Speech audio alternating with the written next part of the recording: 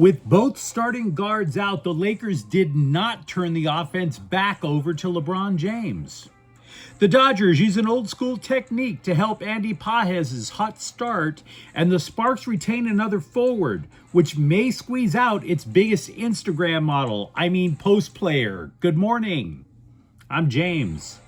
And this is your daily dose of sports and snark for the greatest sports city in the world, Los Angeles. This is the Faithful Angelenos Morning Report. So it is April 12th, 2026. Welcome back to the show. It is also Sunday, the Lord's Day. And if you believe, as I do, take a moment. Thank Him for the blessings that you have in your life, like LA sports. And if you like being in the know about LA, clickety-clack the like button. Clickety-clack the subscribe button. There's a notification bell. Hit that. It'll let you know when we drop an update. Sharing is caring. Let people know we exist. By all means, comment. Now, before we go through the news and notes, we have an expanded look at the scoreboard, starting off with Dodgers 6, Texas 3. Teoscar Hernandez and Shohei Ohtani homer. The Dodger magic number is down to 146. Kings 1, Edmonton 0. Absolutely impressive. Anton Forsberg with his third shutout of the year. Artemi Panarin with the goal. Anze Kopitar played his last regular season home game. The Kings are now 4 points away from clinching a playoff berth, and they have 3 games left in the season to do it. Galaxy 2, Austin 1. Eric Thommy with the game-winning goal. It's the first Galaxy MLS regular season road win since in Austin, September 2024. And Portland 2, LAFC 1. It's the Black and Gold's first loss of the year. Meanwhile, today, Texas is at the Dodgers at 1. Roki Sasaki versus Jacob deGrom. It is the last day of the NBA's regular season. Utah is at the Lakers at 5:30. Everybody knows it. The Lakers are severely crippled. I'm talking about Kid Forrest Gump level crippled. And yet they could still rise to the 3rd seed with a win, plus Denver losing at San Antonio. Golden State's also at the Clippers at 5:30, which could be a preview of a play-in tournament game. Ooh, pinch me. Now with that out of the way, what do you say we get to the news? If indeed desperate times call for desperate measures, try this one on for size. Point guard Luke Kennard. What? The LA Times noted that the wing, who was acquired by the Lakers to solve their outside shooting problems, has posted 31 assists in 4 games, with both Luka Doncic and Austin Reeves out. That is kind of a statistical spike, wouldn't you say? Dude is 29. He's averaged 2.3 assists for his entire career. And all of a sudden, he's John Stockton. Now, I got to admit, this is a surprise. Logic would lead you to believe that the Lakers' solution would be to call LeBron James over and give him back his old gig. Have him bring the ball up the court. Have him call for the pick and roll and just score as much as he can to try to give them any sort of an offensive flow. You would think that would be the change that Redick would begrudgingly make. Not true. Redick apparently asked Kennard, who played the point in high school, if he'd give it a shot. They had 1 day of practice in Dallas, so they just walked through a few concepts. Now, I will grant you the Lakers lost to the Mavericks, but Kennard posted a triple-double in the game. James, for his part, totally on board. Quote, "It's 2 cerebral basketball players. That's why it's seamless. He's smart as hell. I'm smart as hell at this game." Unquote. Now, humble bragging, actually not humble at all. Bragging notwithstanding, LeBron is right about that. And by the way, for his part, if you go back to Redick, he is now playing the "nobody believes in us" card.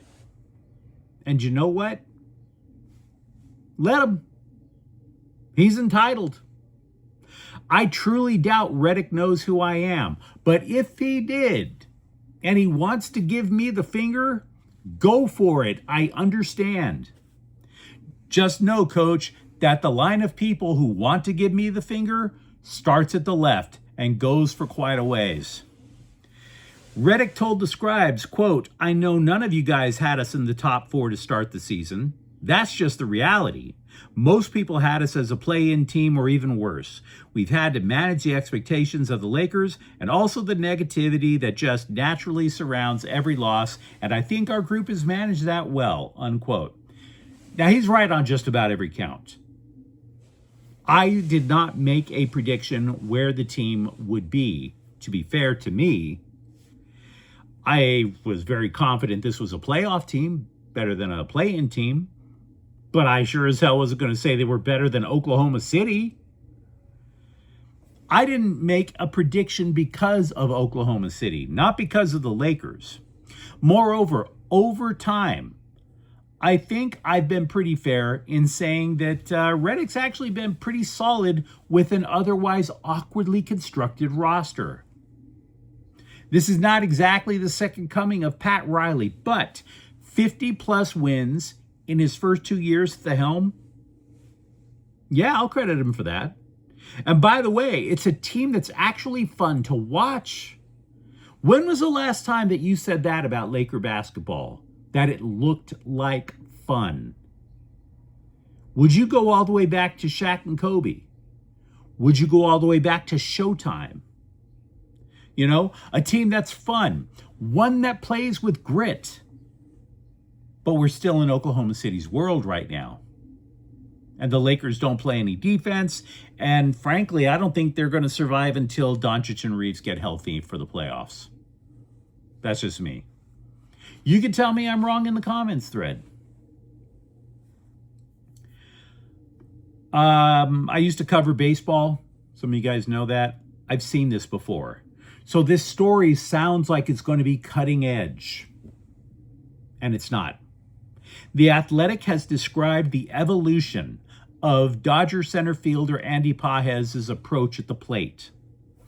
Here's how it goes. He'll spend 30 minutes against a pitching machine. Only the first 10 minutes, he's going to just stand there and read pitches. The next 10 minutes, he's looking at a pitch not to see if it's a ball or a strike, but it's going to intentionally be aimed borderline, and he's going to tell the coaches if that is a pitch that he should swing at.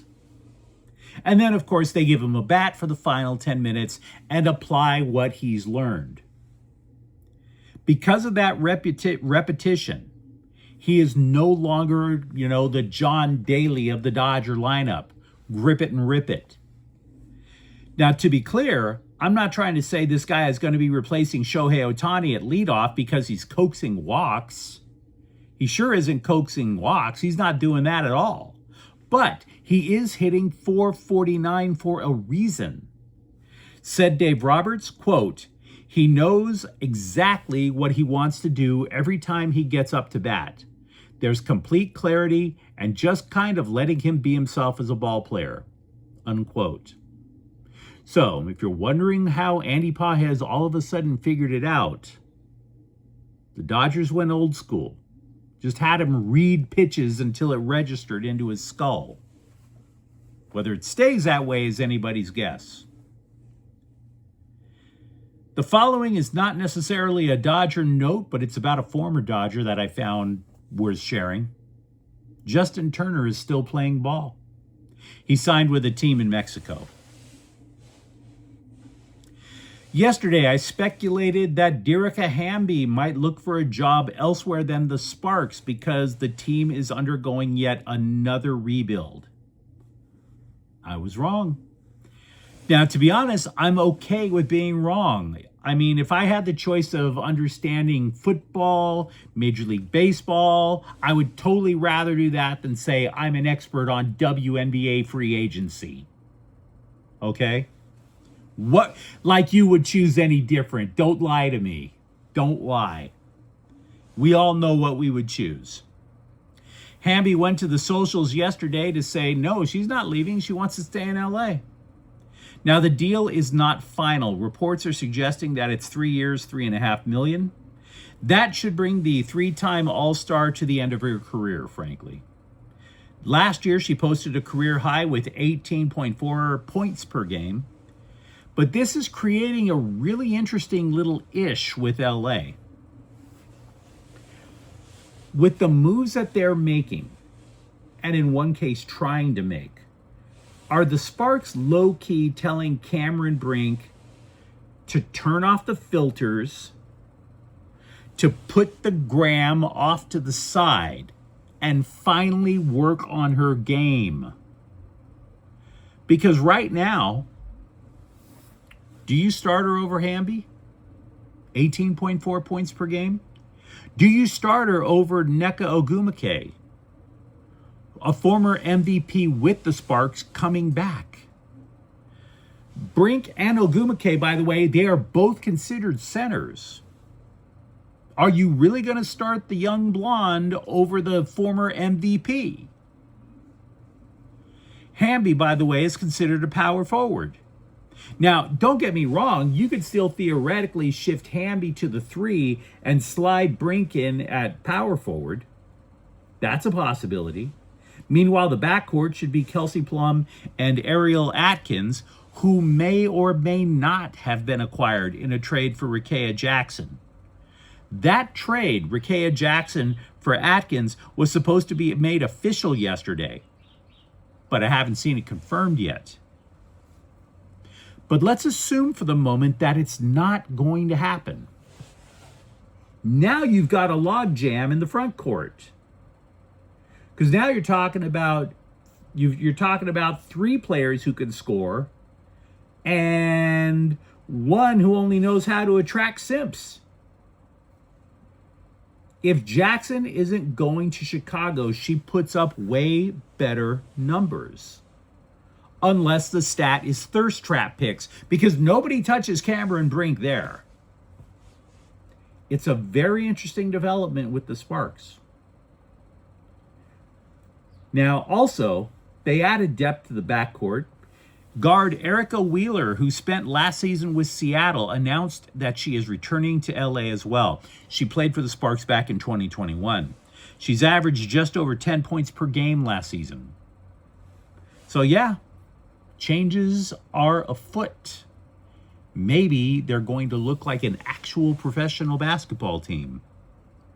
But you let me know what you think in the comments thread. Talk to me about the adjustments that the Lakers have made and how much do you think they deserve to pop their collar? For that matter, do you believe the changes with Andy Pages are going to stick long term? And if you enjoyed this update, don't forget to subscribe to Faithful Angelenos. We're talking LA sports every single day. Thank you for watching. I'm James. We'll be back tomorrow. Faithful Angelenos is a Keon Cortel Queso production. Take care.